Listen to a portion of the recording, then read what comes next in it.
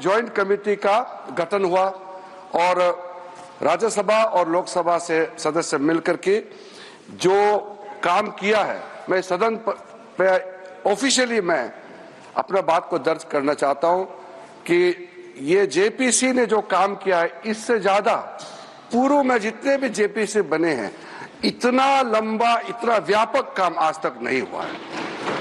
कुल मिलाकर के 284 संगठन, स्टेक होल्डर्स, अलग अलग क्षेत्र के लोगों ने जेपी का समक्ष आकर के अपने बातों को रखा, ज्ञापन सौंपा और 97 लाख से भी ज्यादा, अब छोटा मोटा पत्र को मिलाकर के 1 करोड़ से ज्यादा हमारे देश के लोगों ने ज्ञापन सौंपा है और अपना मत को जेपीसी और मंत्रालय को दिया है।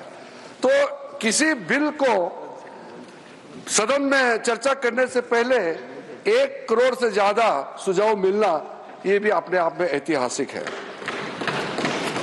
विचार विमर्श राज्य सरकारों से भी हुए और साथ साथ में कल लोकसभा में बहुत लंबी चर्चा हुई और देर रात यानी कि आज सुबह बिल पास करके राज्यसभा में आया। मैं मानता हूं कि ठीक है, हमारा मेंबरों ने कहा है कि संशोधन देने के लिए समय मिलना चाहिए था, लेकिन सबने ये एग्री किया है कि आज जो सुबह हमारा मेंबर ने सवाल उठाया, चेयरमैन साहब ने कहा है कि ये हम लोगों ने बिजनेस एडवाइजरी कमेटी में ये तय किया कि आज ही इसको यहाँ चर्चा करना है। ज्वाइंट कमेटी ने 10 शहरों में मुंबई, अहमदाबाद, हैदराबाद, चेन्नई, बेंगलुरु, गुवाहाटी, भुवनेश्वर, पटना, कोलकाता और लखनऊ में जाकर के अपना पूरा वहां समय भी दिया है और आज मैं कमेटी के हर एक मेंबर को भी धन्यवाद देना चाहूंगा। बाकी जो इस बिल में बोलने वाले हैं उनको धन्यवाद, मैं जब जवाब दूंगा आखिरी में तो मैं जवाब देते समय धन्यवाद जरूर मैं रखूंगा। सर, हर व्यक्ति, मैं तो इस सदन में एक मंत्री के रूप में बोल रहा हूं, लेकिन साधारण रूप से ये एक्सपेक्ट करता है कि कोई अच्छा काम करेगा तो उसका तारीफ भी जरूर होगा और खास करके उन लोगों से तारीफ ज्यादा मिलेगा जिसका इच्छा को मैं पूरा कर रहा हूं। इसलिए सभापति महोदय जी, 1976 में जब वक्फ इंक्वायरी रिपोर्ट को पेश किया गया था, वो कमेटी किसने बनाया था सर? कांग्रेस सरकार ने कमेटी गठन किया, वक्फ इंक्वायरी कमीशन बिठाया। कमीशन ने जब रिपोर्ट पेश किया, बहुत लंबा रिपोर्ट है, मैं जो यहाँ रेलेवेंट है उसको कोट करता हूं। मिसयूज बाय मुतावालीज and the inquiry committee called out the Mutawalis misusing the authority and power and proposed for steps to be taken to improve the functioning of the Waqf। ये सबसे पहले report आया। उसके बाद में दूसरा जिक्र किया कि इतना केसेस वक्फ प्रॉपर्टी को लेकर के बना हुआ है, लिटिगेशन इतना ज्यादा लंबित है, इसको सरल करने के लिए सरकार को कदम उठाना चाहिए। उसके बाद सचर कमेटी बनी। सचर कमेटी का रिपोर्ट 2006 में पेश किया गया। उसका मुख्य अंश सचर कमेटी ने जो कहा, एक तो जो वक्फ बोर्ड है उसको स्ट्रेंथन किया जाना चाहिए और ये पुराना सिस्टम में चल रहा है, डिजिटल होना चाहिए। साथ साथ में सचर कमेटी ने कहा कि उस समय 4.9 लाख वक्फ प्रॉपर्टी है इस देश में, आज तो बढ़ गया, उस समय 2006 में, और 4.9 लाख वक्फ प्रॉपर्टी जो रजिस्टर्ड वक्फ प्रॉपर्टी है, उनका टोटल इनकम सिर्फ 163 करोड़ पर एनम था, 160 करोड़। और उसी समय सचर कमेटी में यह भी कहा, टिप्पणी भी किया और सुझाव भी दिया, अगर वो 4.9 लाख प्रॉपर्टी को अगर एफिशिएंटली मैनेज करते उस समय का मार्केट रेट से, तो भी 12,000 करोड़ हर साल इनकम जनरेशन होता। तो 12,000 करोड़ होना चाहिए था, लेकिन 163 करोड़ जनरेशन हुआ है। फिर उसके बाद में हम लोगों ने आकलन किया, आज का दिन में 8.72 लाख जो प्रॉपर्टी है इतना बढ़ गया, उसका तो हम हिसाब भी नहीं लगा सकता है। और मुझे हिसाब भी लगा के आंकड़े पेश नहीं करना चाहिए, क्योंकि मार्केट का अपना अपना एक फॉर्मूला होता है। लेकिन एक कॉमन सेंस है कि अगर सचर कमेटी 4.9 लाख प्रॉपर्टी को अनुमान लगाया 12,000 करोड़ इनकम होना चाहिए, तो आज उसको आप आज के समय मार्केट रेट में हिसाब लगा करके आप अनुमान लगा सकते हैं। सचर कमेटी ने यह भी कहा, सेंट्रल वक्फ काउंसिल में और स्टेट वक्फ बोर्ड में और ब्रॉड बेस करके इंक्लूसिव होना चाहिए। ये बंद कमरे में कुछ लोग बैठा है ऐसा लग रहा है, इसको खोलना चाहिए, ब्रॉड बेस करना चाहिए। साथ साथ में सेक्रेटरी जो सेंट्रल वक्फ काउंसिल और स्टेट बोर्ड है उसका स्तर सीनियर लेवल होना चाहिए। उस समय under secretary deputy secretary rank का था, उसको कहा कि ज्वाइंट सेक्रेटरी एडिशनल सेक्रेटरी का रैंक ऑफिसर को नियुक्त करना चाहिए। और साथ में सर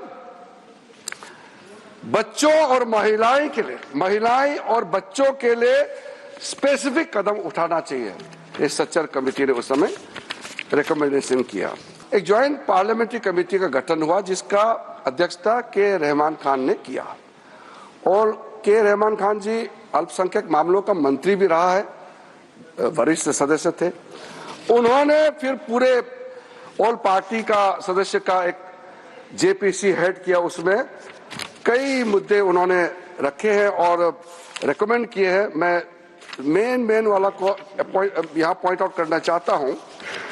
एक तो उन्होंने पॉइंट आउट किया कि जो इंफ्रास्ट्रक्चर है वक्फ बोर्ड का वो काफी नहीं है, और मैन पावर और फंड बहुत ही मीगर है, कम है, छोटा है, वो काफी नहीं है। दूसरा कहा कि ऐसा लगता है कि सारा जो झंझट है वो मुतावली पे केंद्रित है। मुतावली को कैसे अपॉइंट करना चाहिए, कैसे हटाना चाहिए, सारा विषय वही केंद्रित है। इसको भी पॉइंट आउट किया है। फिर डॉक्यूमेंटेशन के बारे में और सर्वे के बारे में वक्फ प्रॉपर्टी और लीगल जो सेटअप होना चाहिए वक्फ को लेकर के, इसके बारे में भी computerization of Waqf board, central data bank होना चाहिए, इसका भी उस समय के जेपीसी ने कहा। म्यूटेशंस, रेवेन्यू रिकॉर्ड और to adopt sound and acceptable financial and budgetary practices, इसका भी सुझाव दिया। और फिर लीज करने का जो वक्फ प्रॉपर्टी को किस तरीके से लीज होना चाहिए, इसका भी सुझाव दिया है। जितना ये 3 कमेटी रिपोर्ट्स सचर कमेटी को मिलाते हुए जो जो मुख्य रिपोर्ट रिकमेंडेशन किया है, सर मैं आपके माध्यम से सदन को बताना चाहता हूं, वो सारा रिकमेंडेशन रिपोर्ट को हम लेकर के आज ये बिल लेकर के, अमेंडमेंट बिल लेकर के इस सदन में आया है। इसलिए ये तीनों कमेटी, ये कांग्रेस सरकार में जो दूसरे और तीसरे कमेटी तो यूपीए सरकार थे, लेकिन शुरू वाला तो प्योर कांग्रेस गवर्नमेंट था। तो मैं मुख्य रूप से कांग्रेस पार्टी को और उसके जो सहयोगी दल है, मैं अपील करना चाहता हूं कि आज जो बड़ा कदम माननीय प्रधानमंत्री जी के नेतृत्व में हमने ये 2025 का वक्फ संशोधन बिल लेके आया है, तो आपका ही सोच विचार को आप जो पूरा नहीं कर पाया उसको पूरा करने का हिम्मत नरेंद्र मोदी जी सरकार ने लेके आया है, तो आप जरूर समर्थन करना चाहिए। आदरणीय अध्यक्ष महोदय जी, कई लोगों का हमने स्टेटमेंट सुना है टेलीविजन में भी और कल दूसरे सदन में भी। ये कोई नया कदम तो हम नहीं उठा रहे हैं, इतिहास सबका मालूम है। संक्षेप में 1894 में जो प्रिवी काउंसिल ने वक्फ अल औलाद, जो बच्चों के लिए वक्फ क्रिएट करते हैं, उसको इनवैलिडेट करने के लिए एक ऑर्डर पास किया था, जो बाद में जाके बड़ा विषय बना। मुसलमानों का बड़ा दल गया, अपील किया ब्रिटिश हुकूमत के साथ, तब जाकर के 1913 में द मुसलमान वक्फ वैलिडेशन एक्ट को पहले बार औपचारिक तौर पर कानून के रूप में इस देश में शुरू हुआ। फिर 1923 में मुसलमान वक्फ एक्ट पास किया गया, जो केंद्रित किया है अकाउंटिंग और ट्रांसपेरेंसी को लेकर के। फिर मुसलमान वक्फ वैलिडेटिंग एक्ट 1930 पास हुआ, जो है reinforcing the legal validity of family औकाफ। इस तरीके से शुरुआत हुआ। फिर हमारा देश आजाद हुई। उसके बाद 1954 में वक्फ एक्ट पारित हुआ, जिसमें स्टेट वक्फ बोर्ड्स का गठन का प्रावधान वहां से शुरू हुआ। फिर उसके बाद में 1959, 1964, 1969 और 1984 में वक्फ एक्ट 1954 को फिर से संशोधित करके यहां से पास हुआ और 1995 में सबसे ब्रॉड बेस बिल फाइनली जो आया, जिसको आज हम अमेंडमेंट कर रहे हैं, जिसमें ट्राइब्यूनल गठन का प्रावधान रखा गया। सेंट्रल वक्फ काउंसिल, जो आज के दिन में मैं उसका अध्यक्ष के रूप में काम कर रहा हूं, उसका गठन हुआ। फिर जो वक्फ जिसका इनकम 5 लाख से ज्यादा है, उसमें एग्जीक्यूटिव ऑफिसर अपॉइंट होना चाहिए, यह प्रावधान शुरू हुआ है। अध्यक्ष महोदय जी, ये जब चल रहा था, समस्या तो है, सबको मालूम है, और कमेटी का रिपोर्ट का भी मैंने जिक्र किया, लेकिन ऐसा क्या हुआ जो हमको ये एक मेजर अमेंडमेंट आज लेके आना पड़ा।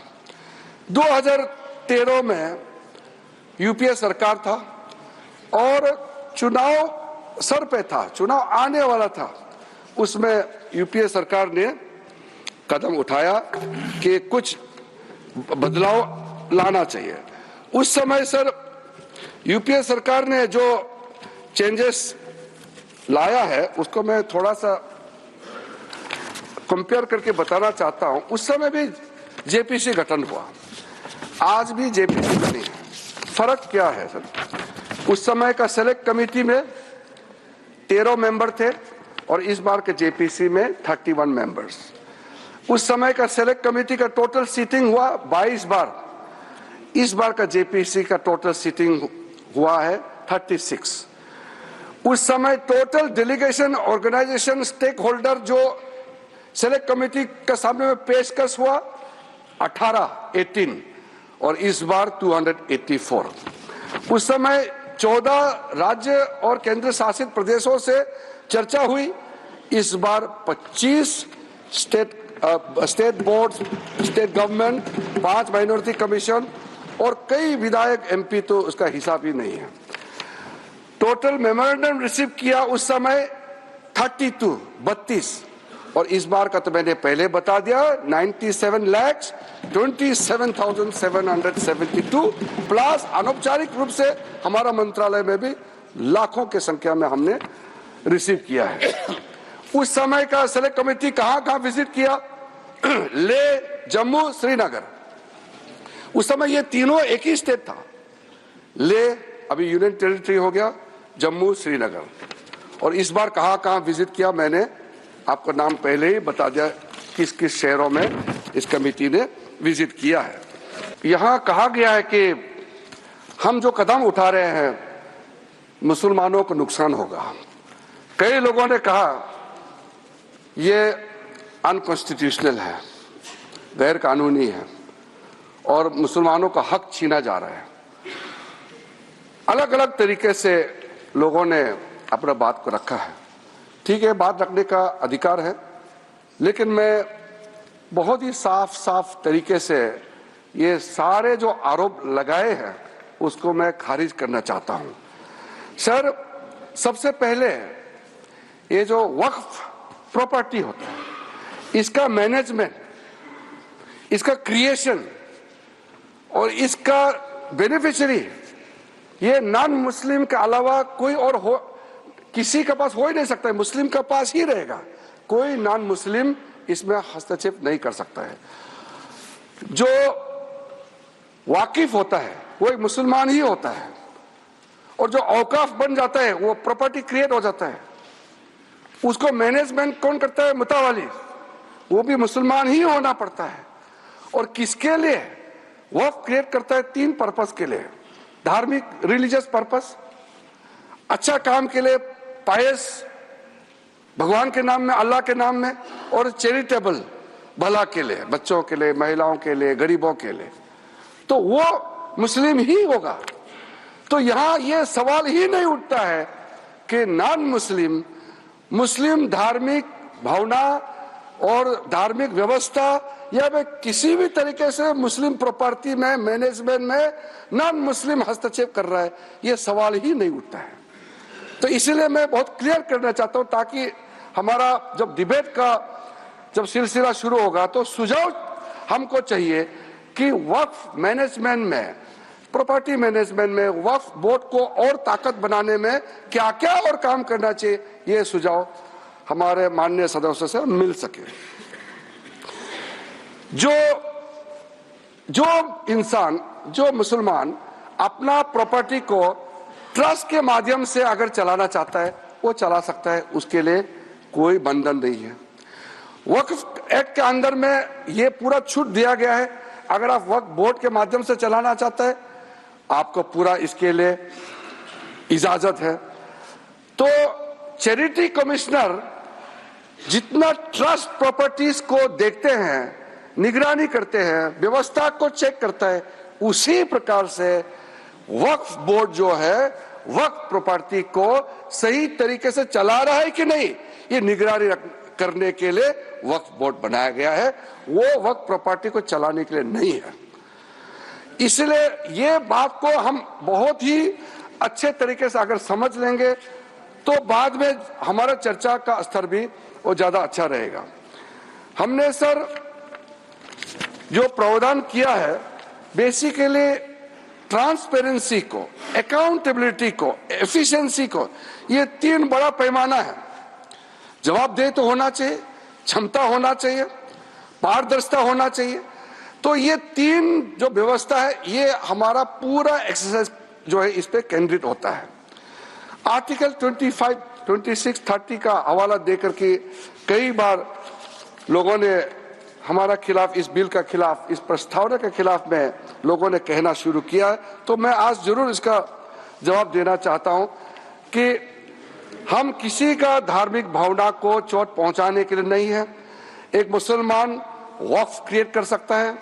अब सबसे जो छोटा आप जो क्रिएट करता है फितरा, सबसे छोटा सर, वो हर मुसलमान, गरीब से गरीब मुसलमान भी क्रिएट करता है।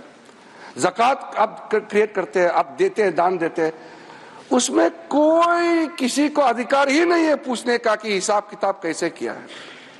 ये आपका अंदर का बात है, आपका फेथ है, इसमें हम हस्तक्षेप कैसे कर सकते हैं। इसलिए बिल्कुल ये बात आप बिल्कुल मत बोलिएगा अपना बात रखते समय कि सरकार या कोई गैर मुसलमान के जो काम काज में